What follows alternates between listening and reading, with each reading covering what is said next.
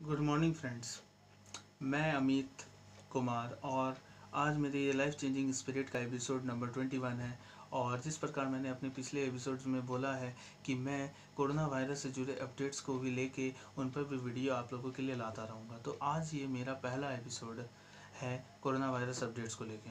दोस्तों, ये बात आप सभी को पता है कि दिन प्रतिदिन हमारे भारत में कोरोना वायरस के मामले बढ़ते चले जा रहे हैं और ये हमारे लिए काफ़ी ज़्यादा चिंतन करने वाली स्थितियाँ हैं दोस्तों। लेकिन हम लोग इस सिचुएशन को खुद हैंडल कर सकते हैं, ये बात हमें प्रधानमंत्री मोदी जी ने खुद कही है।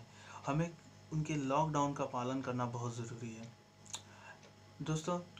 हमें ये भी बात पता है, यदि हम अपनी भारतीय कंट्री को यदि बाहर के देश, जैसे चाहे वो ब्रिटेन हो, चाहे वो फ्रांस हो, चाहे वो अमेरिका हो, चीन हो, इटली हो, इन सभी से अगर हम लोग कंपेयर करें ना, तो हम लोगों की भारत की स्थितियाँ अभी काफ़ी हद तक कंट्रोल में है। क्योंकि हमारे भारत में लॉकडाउन को सभी एकजुट होकर चल रहे हैं। परंतु ये बात भी सत्य है दोस्तों, आप सभी को पता है कि एक मछली की वजह से पूरी तालाब गंदा हो जाता है। तो वही बात सबसे बड़ी है। सभी लॉकडाउन तो फॉलो कर रहे हैं, लेकिन कुछ लोगों की वजह से लोग काफ़ी ज़्यादा बदनाम भी हो रहे हैं। हम लोग आए दिन ये खबरों में सुनते चले आ रहे हैं कि लोग पत्थरबाजी कर रहे हैं, वो भी पुलिसकर्मी और हमारे हॉस्पिटल और पैरामेडिकल स्टाफ्स के ऊपर। तो ये बहुत ही गलत बात है। ये लोगों को ये सोचना चाहिए कि वो 24/7 हमारे लिए खड़े हैं। वो 24/7 हमारी हिफाजत कर रहे हैं। वो हमारे सुरक्षा कवच हैं, ना कि हम अपनी ही सुरक्षा कवच को क्यों हम लोग तोड़ने के ऊपर तुले हुए हैं। अगर वो आपके कोरोना टेस्टिंग के लिए जा ही रहे हैं तो इसमें कोई अपराध तो नहीं है। तो उन पर पुलिसकर्मी हो या चाहे हॉस्पिटल स्टाफ हो, तो उन पर आप क्यों पत्थरबाजियाँ कर रहे हैं।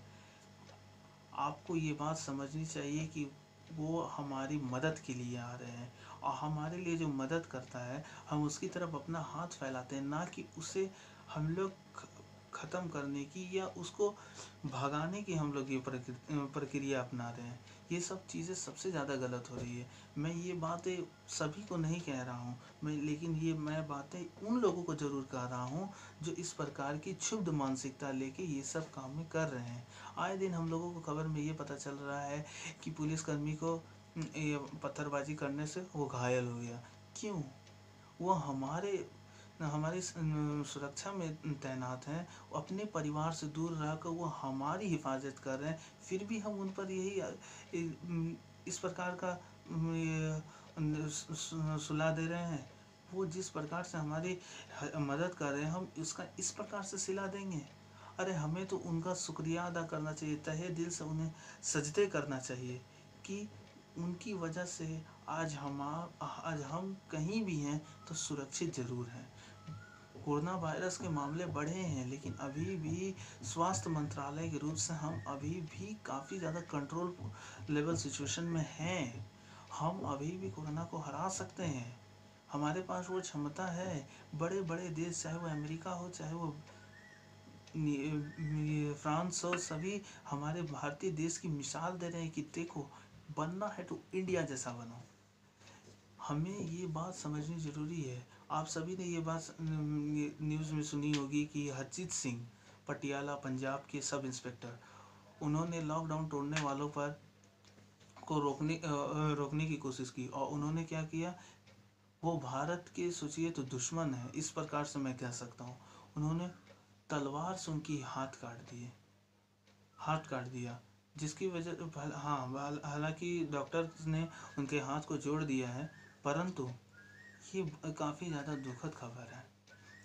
वो जब अपने घर लौटे और जब उनके पास जी मीडिया की टीम पहुंची, तो उन्होंने कहा कि मुझे इन सब बातों से कोई ये नहीं है, मैं किसी के बारे में कुछ ख़राब नहीं कहना चाहता। हो सकता हो उनका यही सब निदान हो। मैं चाहता हूँ कि वो केवल यही कह रहे हैं कि हम लोग केवल अपने पैरामेडिकल स्टाफ और पुलिस कर्मियों को केवल सम्मान दें, ना कि उनके संग इस प्रकार का खिलवाड़ करें। हमें ये बात समझनी भी ज़रूरी है कि जिस प्रकार हम अपने बेटे बेटी, चाहे वो एक महिला अपने जिस प्रकार पति से प्यार करती है, या एक पति अपनी महिला से प्यार ये सॉरी महिला बोल रहा, ये अपनी वाइफ से जिस प्रकार वो प्यार करता है, एक हस्बैंड अपनी वाइफ से और बच्चों से, उसी प्रकार जो पैरामेडिकल स्टाफ भी उनके पास पहुँचे या पुलिसकर्मी भी जो उनके पास पहुँचे, वो भी किसी के बेटे हैं, वो भी किसी के पिता हैं, वो भी किसी की बेटी है, वो भी किसी की माँ है। तो हम क्यों उनके प्रति इस प्रकार का दुर्व्यवहार कर रहे हैं? हमें ये चीज़ सोचनी बहुत ज़रूरी है। हमें उन लोगों पर सलाम करना चाहिए कि वो लोग हमारी हिफाजत के लिए हैं। आखिर उन लोगों की वजह से हम खुद सुरक्षित रहेंगे। किसी वो लोग अपने लिए कुछ भी नहीं कर रहे हैं, वो हमारे लिए कर रहे हैं, हमें सुरक्षित रखने के लिए कर रहे हैं। अगर हम अपनी कोरोना टेस्टिंग करा लेंगे तो इसमें क्या अपराध है? हमें अपनी टेस्टिंग कराने में क्या ऐसी प्रॉब्लमेटिक सिचुएशंस आती है? यदि अगर हम कोरोना की टेस्टिंग करा लेंगे तो हम क्या छोटे पड़ जाएंगे? क्या हमें समाज में धिकारा जाएगा? नहीं, कोई चीज़ नहीं होगा। अरे बीमारी है, किसी को भी हो सकती है। अगर नहीं भी हुई है तो आपको टेस्टिंग कराने में कोई प्रॉब्लम नहीं होनी चाहिए, लेकिन लोग ये सब बातें समझ ही नहीं रहे हैं। सभी लॉकडाउन का पालन कर रहे हैं, लेकिन कुछ लोगों की वजह से लोग अभी भी प्रॉब्लमेटिक सिचुएशन में पड़ जा रहे हैं। दोस्तों, हमें घर में रह के कुंभकर्ण का रोल प्ले करना है।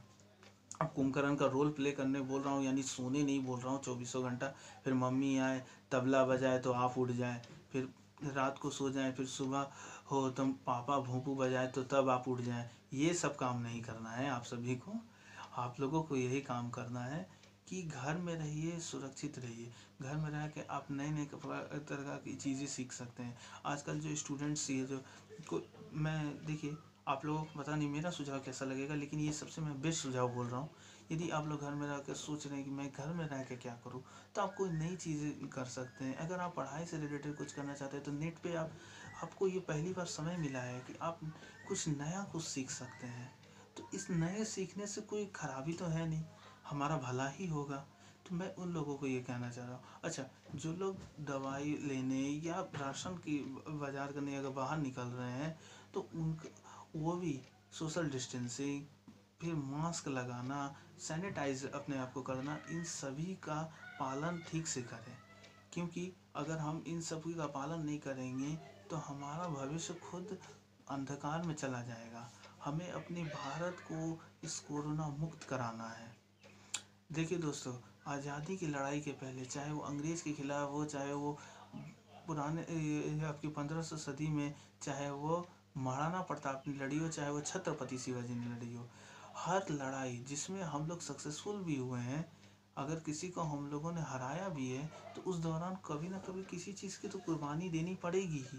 तो इस दौरान क्या अगर हम लोग घर से ना निकल के, अगर हम लोग घर में रह के अपनी कुर्बानी अर्थात बाहर ना निकलने की कुर्बानी अगर दे सकते हैं, तो जिस प्रकार हम लोगों ने पहले दी है, कई लोगों ने अपनी प्राण न्यौछावर किए और आज़ादी आज हम लोगों ने आज़ादी छुई है। आज हमें तो केवल कहा जा रहा है कि घर में रहिए सुरक्षित रहने के लिए। तो क्या हम लोग ये कुर्बानी दे के अपने देश को फिर से विजयी नहीं करा सकते?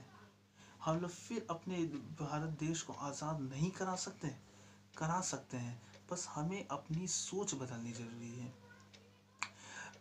आज मैं हर किसी से ये हाथ जोड़ के दरख्वास्त करना चाहता हूँ कि कृपया ये जो 17 मई तक लॉकडाउन बढ़ा हुआ है, मेरे देश के हर एक नागरिक, प्लीज़ आप लोग अपने अपने कर्तव्यों का पालन करें।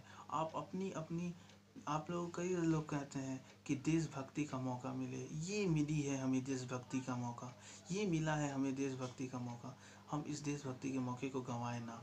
हमें ये देशभक्ति का अच्छे से उपयोग करें, घर में रहें, अपने आप को सुरक्षित रखें। यदि हम सुरक्षित रहेंगे तो हमारा देश सुरक्षित रहेगा। आज हमें ये सब आज हमें जब ये मिला है कार्य करने के लिए, तो हम लोग इससे चूके ना।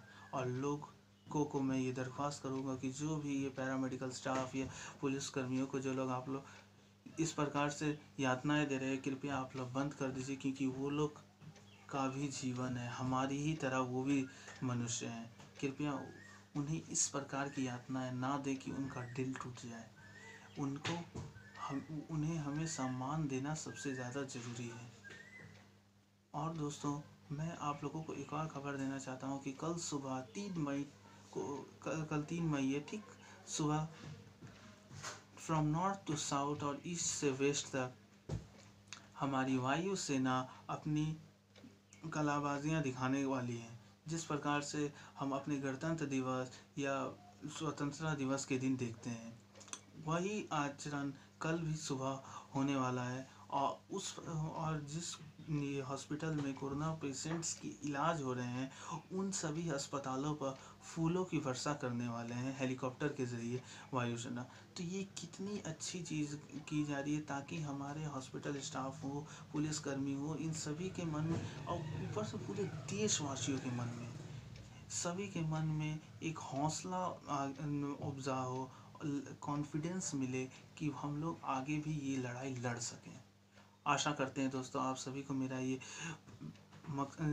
इस वीडियो के माध्यम से आप लोग थोड़े बहुत ज़रूर मोटिवेट हुए होंगे।